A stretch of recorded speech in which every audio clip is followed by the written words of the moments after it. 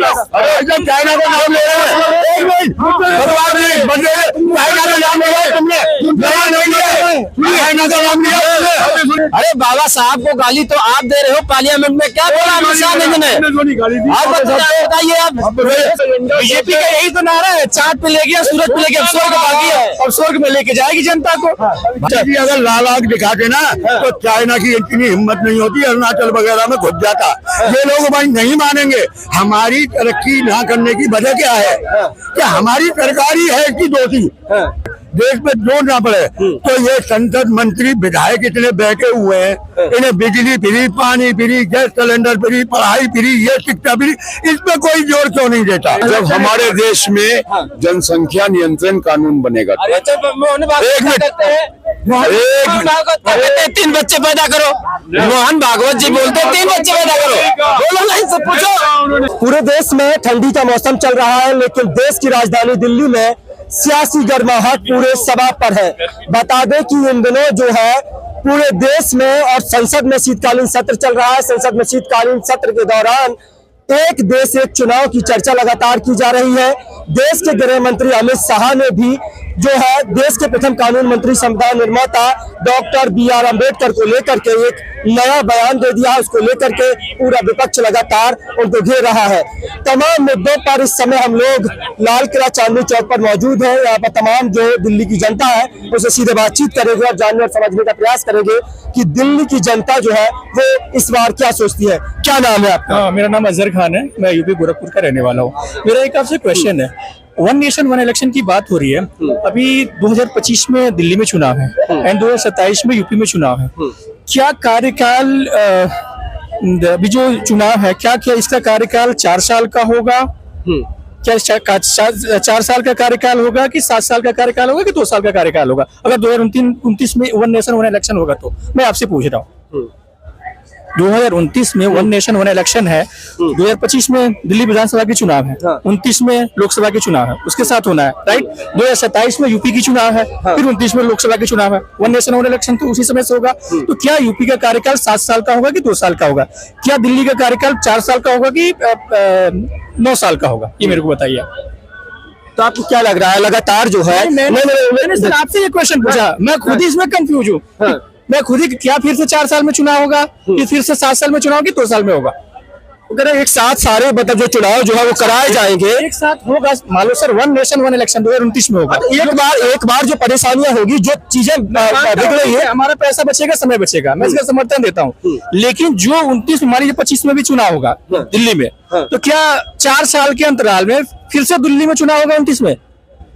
हो सकता है ना चुनाव करवाए, जो सरकार है वही सरकार है। क्या जो इसका ड्यूरेशन है वो कम होगा, कम ज्यादा होगा? जो 5 साल का कार्यकाल होता है क्या 4 साल का होगा? जो 22 से 29 तक जाएगा यूपी विधानसभा का चुनाव, कि 27 से 29 तक जाएगा? मैं आपसे ये पूछ रहा हूँ, आप मेरे को बता दो। मैं बहुत कंफ्यूज नहीं, मोर कंफ्यूज हूँ। तो आपको क्या लग रहा है? मैं तो चाहता हूँ वन नेशन वन इलेक्शन हो। पैसा बचेगा, टाइम बचेगा, हर स्टेट में हर साल चुनाव होते रहता है। मैं तो इसके पक्ष में हूँ। लेकिन जो मैं इसमें कंफ्यूज हूँ, आप इसको प्लीज एक्सप्लेन करो। ये कैसे? आप क्या कॉन्स्टिट्यूशन चेंज होगा? क्या कॉन्स्टिट्यूशन चेंज होगा फिर? तभी तो होगा ये जो इसका कार्यकाल में जो डिफरेंसेस आ रहा है। संशोधन जो है, संविधान संशोधन विधेयक जो है, संशोधन क्या है? कुछ तो होगा, तभी तो वन नेशन वन इलेक्शन लाया गया है। कुछ तो होगा सर। बहुत सारे ऐसे हैं जहाँ 2 साल में चुनाव है, कहीं 3 साल में होगा, कहीं 6 साल भी हो जाएगा ड्यूरेशन। होगा कि नहीं होगा? होगा। अगर 29 में अगर वन नेशन वन इलेक्शन की बात हो रही है, अगर एक साथ सब जगह चुनाव किया जाएगा, ऐसा तो नहीं हर स्टेट में एक साथ चुनाव हुआ तो है नहीं, आगे पीछे हर जगह हुआ है। 29 तक कहीं 7 साल होगा, कहीं 2 साल होगा, कहीं 6 साल होगा। तो उस पीरियड में हम क्या करेंगे? तो आप मानते हैं कि चीजें जो है वो कहीं 7 साल का हो जाएगा, कहीं 9 साल का हो जाएगा? जनरली सी बात है सर। 25 में दिल्ली में चुनाव है, 29 में इसका कार्यकाल 4 साल हो रहा है, 22 में यूपी में चुनाव हुआ था, ठीक है ना? 22 में मान लीजिए फिर 27 में चुनाव है। या तो इसका कार्यकाल 7 साल का होगा, या तो 2 साल का होगा। अगर उसके साथ चलाएंगे तो 2 साल का होगा, 2 साल का होगा ना। या तो अगर आप चुनाव इलेक्शन नहीं करवाते तो 7 साल का हो जाएगा। इसको हम कैसे करेंगे? चलिए, वन नेशन वन इलेक्शन क्या 2034 से होगा, 29 में नहीं, 70 से ही हो जाएगा, 29 तक सही हो जाएगा। वही तो करें कि 29 में अगर चुनाव होगा नहीं होगा। 34 2034 34 में होगा। हाँ, ये बताएगा, बताओ। 34 में होगा तो बताइए 34 में अगर पहला जो है चुनाव होगा। इसमें जो स्पष्ट मुद्दा ये है बताइए कि विधानसभा भंग करनी पड़ेगी। अच्छा, सारी विधानसभा भंग करें? नहीं, अब जैसे 2029 में चुनाव है, एक एग्जांपल दे रहा हूँ, 2029 में लोकसभा का चुनाव है दिल्ली में चुनाव और एक मिनट राज्यसभा के चुनाव जो है विधानसभा के किसी राज्य के 31 में होंगे, 30 में होंगे, तो वो भंग होंगे। क्या दिक्कत है उसमें? एक मिनट, जो 27 में चुनाव होना, फिर 29 में चुनाव होना, फिर उससे क्या करोगे? नहीं, मैं ये कह रहा हूँ, जब इन्होंने कहा 34 में, मैं भी उस पर समर्थन कर रहा हूँ। ये कार्रवाई एकदम से नहीं होगी, इसको इंफ्रास्ट्रक्चर डेवलप होना पड़ेगा, आपको उसी हिसाब से सेटअप करना पड़ेगा, तो उसमें टाइम लगेगा सर। तो 2034 में जो है पहला चुनाव, वन नेशन वन इलेक्शन का जो पहला चुनाव है वो दो ले रहा हूँ, क्योंकि जो कोई डेट पारित नहीं हुआ है, क्योंकि अभी इसमें खर्चा चुनाव का, कोई बोला 1 लाख करोड़ हो जाता है, कोई बोलता है 60,000 करोड़ रुपया है। तो ये जो खर्चा बचाने के लिए अगर हो सकता है और डेवलप कंट्रियों में होता है, तो हमारे देश में होने में क्या दिक्कत है? विपक्ष आरोप लगा रहा है, करें 8 विधानसभा के चुनाव एक साथ नहीं करा सकती है भाजपा। अभी 9 विधानसभाओं के चुनाव तो उसमें मिल्की को रोक दिया गया है। जिस प्रदेश में 8 विधानसभाओं के चुनाव एक साथ ना हो, आप पूरे देश का प्रधान से प्रधानमंत्री बनाने तक का चुनाव एक साथ कराने की बात कर रहे हैं। तो कांग्रेस ने जवाहरलाल नेहरू में कैसे करा दिए? 1952 में, 57 में, 62 में क्यों करवाए? भाजपा क्यों नहीं करवा पा रही है? कुछ उसमें त्रुटि थी, तभी तो अलग अलग विखंडन किया गया, उसमें त्रुटि थी ना, विखंडन किया गया। ये ना वन नेशन वन इलेक्शन हुआ ना, हमारे देश में हो चुका है, कोई नई चीज नहीं है। अगर वो सक्सेस होता तो वैसे ही होता, सक्सेस नहीं हुआ तभी विखंडन करना पड़ा था हमें। सक्सेस इसलिए नहीं हुआ, क्या है वो सक्सेस इसलिए नहीं हुआ, गुमराह करना, नहीं, ताकि आदमी का, जनता का अभी ध्यान देना मैं क्या कह रहा हूँ। वो सक्सेस इसलिए नहीं हुआ क्योंकि वहाँ पे परिवार के लिए सक्सेसफुल नहीं था। कांग्रेस ने 82 बार अगर संविधान में संशोधन किया है, क्यों किया? देश हित के लिए संशोधन करिए, आप अपने परिवार हित के लिए। कांग्रेस किसकी तो बात ही नहीं है। अरे बाबा साहब को गाली तो आप दे रहे हो, पार्लियामेंट में क्या बोला अमित शाह ने? आप बताइए, आप हम बाबा साहब को नमन करते हैं। अमित शाह कहते हैं, सदन में अमित शाह कहते हैं कि फैशन बन गया है कि अम्बेडकर अम्बेडकर अम्बेडकर, जितना अम्बेडकर का नाम ले रहे हैं, तो उससे ज्यादा भगवान का अगर नाम लेते तो स्वर्ग में स्थान। तो मैं क्या कह रहा हूँ, इनका एजेंडा सेट है। सूरत मिलेगी, स्वर्ग के बाकी वही ले जाएगी। अरे इनका एजेंडा क्या कह रहा है? बीजेपी का यही तो नारा है, चांद पे ले गया, सूरत पे ले गया, स्वर्ग बाकी है, अब स्वर्ग में लेके जाएगी जनता को। भाई साहब एक सवाल उनसे, वन नेशन वन इलेक्शन क्यों? खर्चा बचाने के लिए, देश का खर्चा बचाने, यही कह रहे हो ना आप लोग? एक मिनट, मेरी बात पूरी करो यार, कोई नहीं। अगर देश का खर्चा इतना ही बचाना है, देश में जोर ना पड़े, देश में जोर ना पड़े, तो ये संसद मंत्री विधायक इतने बैठे हुए हैं, इन्हें बिजली फ्री, पानी फ्री, गैस सिलेंडर फ्री, पढ़ाई फ्री, ये शिक्षा फ्री, इस पर कोई जोर क्यों नहीं देता? क्या भाई एक मिनट, आज हम 700 रुपए का रिचार्ज कराते हैं, पूरे महीने चलाते हैं, टनाटन। विधायक और मंत्रियों को और इन सांसदों को 15,000 रुपए मिलते हैं, क्यों इतना फालतू खर्चा? इनका सवाल है, देश की जो जनता जो सांसद और विधायक चुनती है उसको कोई टेंशन नहीं, लेकिन सांसद विधायक बनने के बाद अगर एक बार बन जाए तो उसके बाद तमाम भत्ते, तमाम वेतन, तमाम यात्राएं फ्री, तमाम मुफ्त में जो है खाना, बिजली, ये सब क्यों? देखिए मैं एक बात बोलूं, ये भत्ते का चलन चालू कहाँ से हुआ, मुझे इसका जवाब चाहिए। अरे यार तो चलन, आप एक बात बताइए, आप संशोधन कर रहे हैं, आप कांग्रेस की त्रुटियां गिनाने, आप कांग्रेस की कमियां गिनाते रहेंगे, तो फिर आप सुनिए, मैं इनकी बात का जवाब दे रहा हूँ। इनसे बोझ कम नहीं होगा, बोझ एक ही तरीके से कम होगा जब हमारे देश में जनसंख्या नियंत्रण कानून बनेगा। एक मिनट, 3 बच्चे पैदा करो, मोहन भागवत जी बोलते 3 बच्चे पैदा करो, बोलो ना, इनसे पूछो,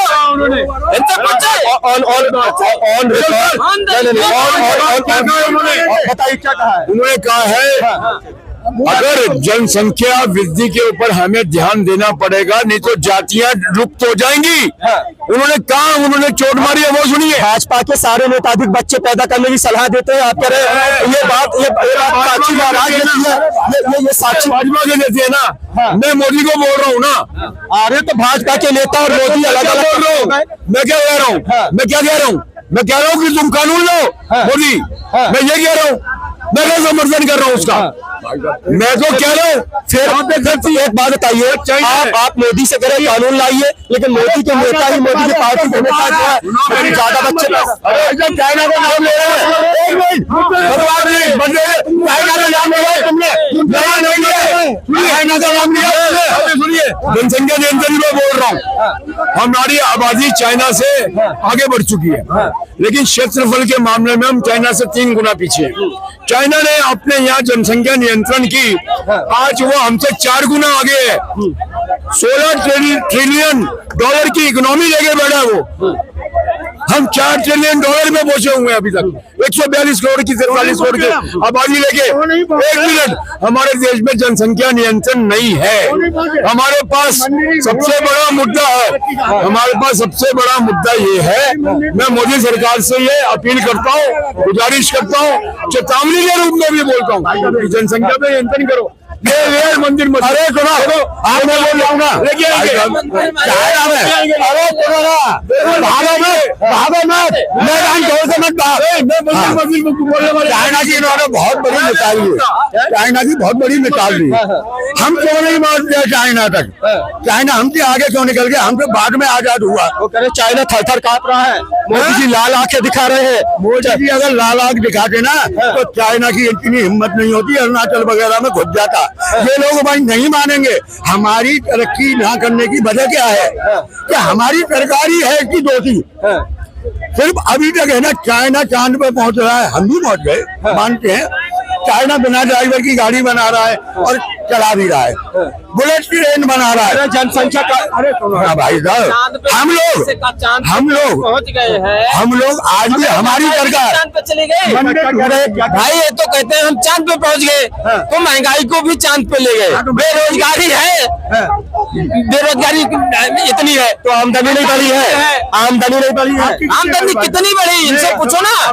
कितने, ये बात बताओ, 500 रुपए कमाने वाले कितने करोड़ लोग हैं, ये बताए ना देश को, क्यों नहीं बताते हैं? अरे वो तो कह रहे हैं कि पर कैपिटा इनकम जो है, प्रति व्यक्ति आमदनी जो है बढ़ रही है। हाँ, तो वही तो कह रहा हूँ, आमदनी की बात तो इन्हों को बताना पड़ेगा ना कि 500 रुपए कमाने वाले कितने लोग हैं इस देश में, 400 रुपए कमाने वाले कितने लोग हैं, बताएं ना देश को।